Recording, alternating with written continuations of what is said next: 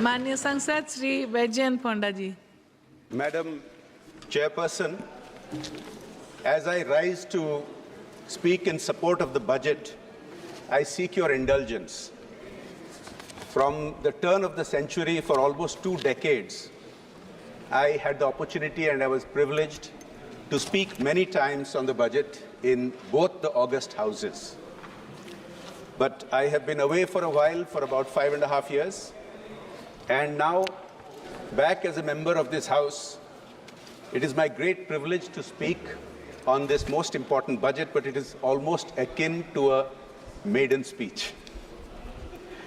Madam, I compliment Honorable Finance Minister Nirmala Sitharaman ji on this historic budget. Historic because not only is it her 6th successive budget, I stand corrected, 7th successive budget, but the first one in the historic 3rd consecutive term headed by Prime Minister Narendra Modi. Madam, I wish to put this budget in the context of what has happened in the last 10 years. I will speak on the budget, but this context is important, Madam, because we have just a few minutes ago heard a pining for the colonial era. We have heard a little bit before that weird allegations that this government is like the British Raj, which has just been contradicted by my previous speaker, who was pining for the colonial era of the 1920s. Madam, there are terms to describe this kind of an attitude, but I will remain parliamentary.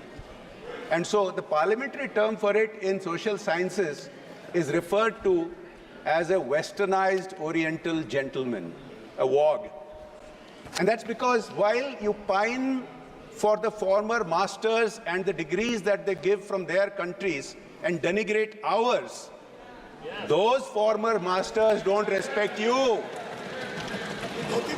Those former masters don't respect you. They refer to you, when they are charitable, as wogs.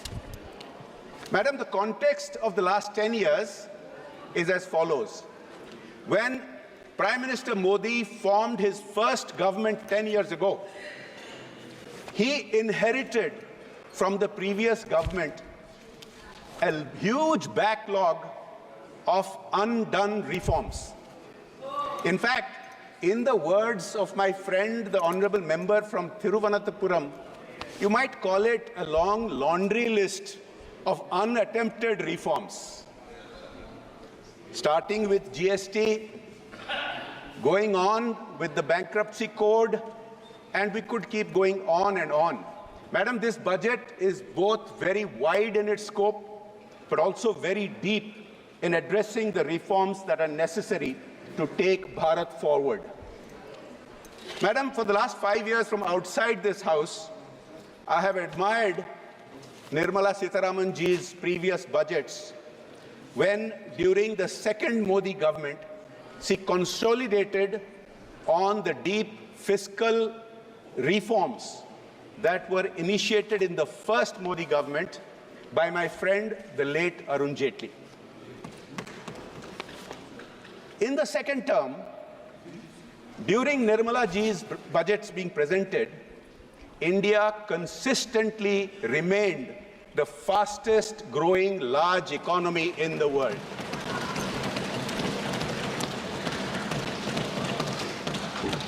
Now, sometimes questions are raised that what is the importance of being the fastest growing large economy? How does it benefit the Aam Aadmi? How does it benefit the average Bharatiya? I will tell you, madam. Because this growth has enabled the massive increases in allocations and the massive improvement in outputs and results that have been demonstrated in the last 10 years. And this has been commented upon by a wide variety of experts around the world. And I will refer to some of them. Now, if you look at just a few weeks ago, looking at the data coming out for the financial year that we just completed and entered this financial year, these are the words of some of the pink papers in both India and abroad. I quote one, but this has been repeated many different times. Quote, in 2024, India has experienced significant economic growth, with exports reaching a record high of $776 billion at an 11.8% increase. The unemployment rate has dropped to a record low of 3.1%, and business activity and job creation are at an 18-year high, reflecting a robust economy. Now, Madam, some of my friends in the opposition branches get a little triggered when we cite some of these statistics. So I'll have to issue a trigger warning.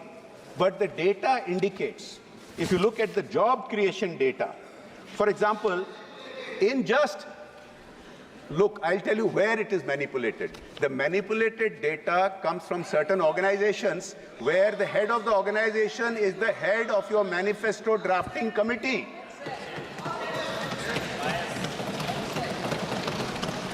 When you cite organizations where the head of that organization is the head of your manifesto drafting committee, that is biased. This is not biased. These are RBI data. These are reflected by the World Bank and by the IMF and by India's pink papers. Next, just in the manufacturing and services sector, in the last 10 years, 89 million jobs have been created. Compare this with only 66 million in the previous 10 years. Look at the economic survey that preceded the budget just a couple of days ago. The economic survey points out that the percentage of youth who are deemed employable has improved from 34% to 51% in the last decade. And this work is being taken forward with many other steps to be mentioned in this budget, which I will come to. Madam Chairperson, I think while increasing these allocations, I'll refer to some of the increased allocations in infrastructure and other areas. While increasing these allocations, for example, my previous speaker just mentioned allocations to health. I think the House deserves to know that in the last 5 years, under the leadership of Prime Minister Modi, Nirmala 9.5%, which is a new record. Madam, the system has to have a capacity to absorb, and that's why it has to be stepped up gradually. You cannot beat this high CAGR commitment to health. But Madam, I think one of the most impressive parts of the Modi government, especially in the last 5 years, is how the fiscal deficit has been managed, despite these high allocations for the growth of India. And Madam, I refer to the fiscal deficit, it gets referred a lot, but I want to take a moment to go behind why it is important. Madam, in this House, not just in the Treasury benches, but also in the opposition benches, there are many friends with whom I have personally sat and engaged in discussions with multilateral and global financial institutions, and they point out that the single biggest factor they look at when giving a country rating is the fiscal deficit. And that is what impacts inflation, that is what impacts our exchange rate, to what some of our friends have been referring to. Madam, the fiscal deficit, which was inherited 10 years ago at 4.5%, was continually brought down in Modi ji's first government until it reached 3.4%. And then the whole world was turned upside down because of the COVID pandemic, and India managed it far better than all other countries. But yes, of course, we saw a rise of the fiscal deficit to 9.2%. But the roadmap that has been shown since then by the Honorable Finance Minister has been rigidly adhered to, coming down year after year to 6.7%, 6.4%, 5.9%, 5.8%, 5.6%, 4.9% this year, and her commitment to bring it back down to 4.5% next year is extremely commendable. Madam, one of the challenges of high growth rate is sometimes it does create inequalities. And that is an allegation that some of our friends have been wrongly making. And I'll tell you why, madam. Because inequality is something that is measured. There is something called the Gini index, which measures inequality in a society across all countries. Madam, the reality is India's Gini index, which started out 10 years ago in the mid-30s, has remained in the mid-30s. Inequality has not changed by economic parameters. And, madam, why this is particularly impressive? Gini index, why? Just look it up. It's very simple. You can Google it. Now, madam, the important thing is the Gini index of India is far better than other BRICS countries like China and Brazil, which means despite being in the same economic strata, we are a far more equal society. What is even more impressive is that our Gini index compares more favorably than highly developed countries which have been allocating huge sums to welfare, such as the United States, such as the UK. Madam, the reason that our Gini index has been so impressive is because of the allocations and the outputs and the results of many of the aspects of the last 10 budgets, and particularly this historic budget. Let me give you an example, ma'am. The Pradhan Mantri Awas Yojana. Because to maintain equality in a society, if you provide roti, kapda and makan, that is what helps maintain equality. Pradhan Mantri Awas Yojana, madam, just a comparison. In the years before the last 10 years, there were schemes like the JNNURM and the Rajiv Awas Yojana, which sanctioned a total of less than 13.5 lakh houses. By comparison, since 2015, the Pradhan Mantri Awas Yojana has sanctioned 42 million houses, and this year, 30 million more houses are going to get built. Take, for example, ma'am, the Jal Jeevan Mission, another very key aspect of the various budgets of the Modi governments 1, 2, and 3, especially in the last few years. Ma'am, take a look at this. I'll give you the statistics. The Jal Jeevan Mission, just a few days ago, please have the patience to listen. Please have the patience to listen. The Jal Jeevan Mission.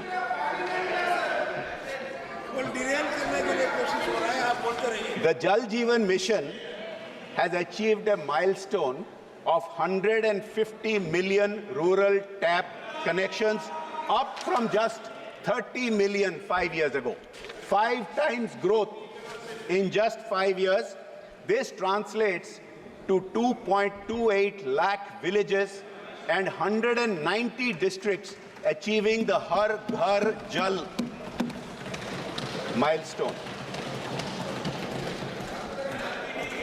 Similarly, Ayushman Bharat, which provides health coverage to hundreds of millions of Indians, the world's largest such program, again this year has got 7,300 crores allocation to take it forward. Madam, there have been some comments on this historic budget's focus on Purvodaya. I think it is important to discuss this. Now, the Prime Minister is on record as having a deep commitment to the Northeast and the East, which he has repeatedly explained,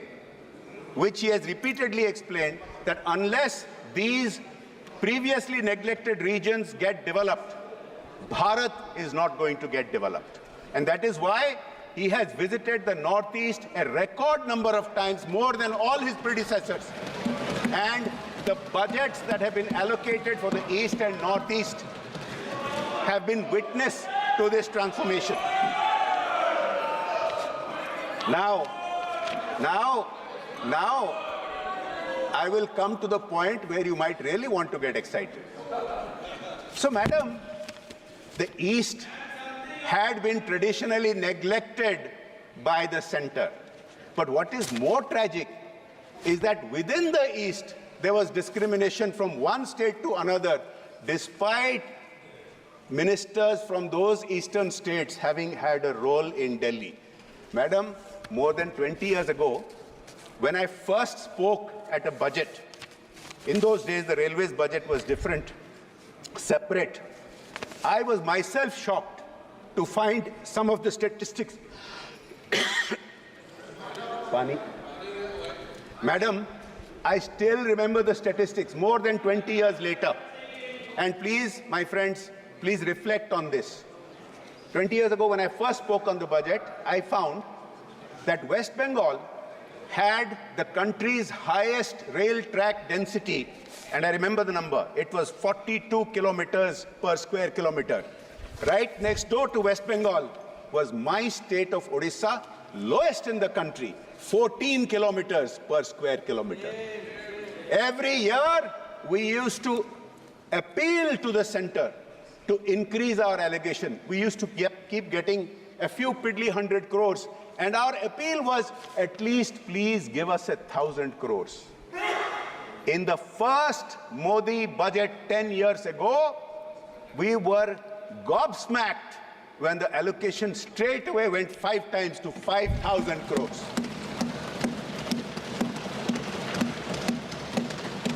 We did not then have a railway minister from Odisha. The Modi government does not believe that Sabka Saath, Sabka Vikas, Sabka Vishwas, Sabka Prayas is determined by proportionate representation, but it is for all India. Madam, this year, I thank the Honorable Railways Minister. The Railways allocation for Odisha is 10,500 crores, go a long way towards bringing Odisha up to the national average and beyond. Madam, when we talk of Purvodaya, even West Bengal is included. Yes, there has been a lot of talk about Bihar and Andhra Pradesh. In Odisha, some of our friends from other parties in the other house created a ruckus because they wanted to know how much has been allocated, despite the Honorable Finance Minister specifically covering a wide array of investment opportunities. And just yesterday, from what has been presented in Parliament, it looks like our long-awaited coastal highway project, which is going into the DPR stage, is moving forward. And that is something like 2.5 times of what the Railways Minister has given us. This will be a total transformation for Odisha.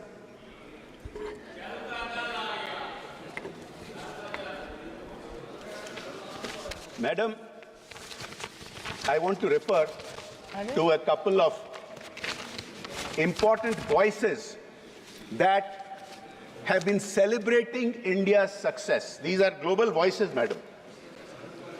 Madam, the World Bank, I'll come to another one first.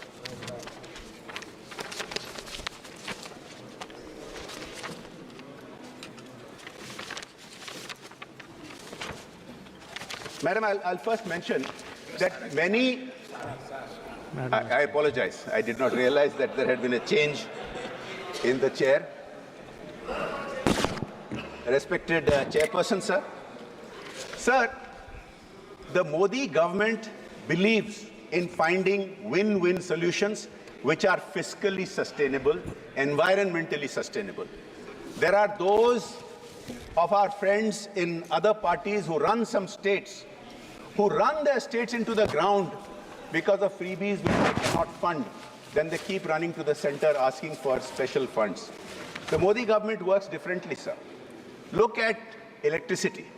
The massive thrust on renewable energy, the massive thrust on solar has been something of a world record setter. If you look at it, sir, 10 years ago, India inherited a total installed capacity of 2.6 gigawatts. It is something that is being cherished and celebrated around the world, that today this photovoltaic capacity, solar cell capacity installed is 85.5 gigawatts. Sir, please wind up in a minute, please. Sir, the PM Surya Ghar Muft Bijli Yojana is another such win-win solution.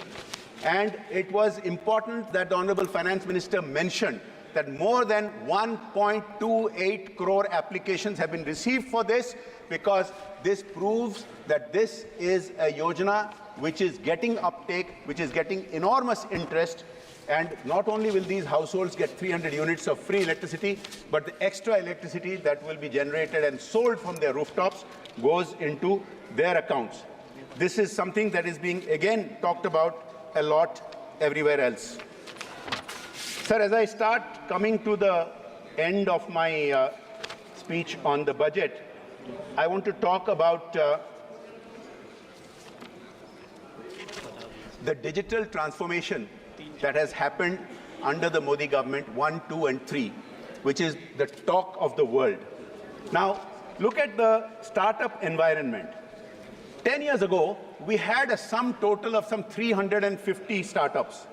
This has grown 300 times in the last 10 years, and now India has more than 90,000 startups, third highest in the world, and these have been made possible by the various policies of the Modi government and the budgetary support for such development.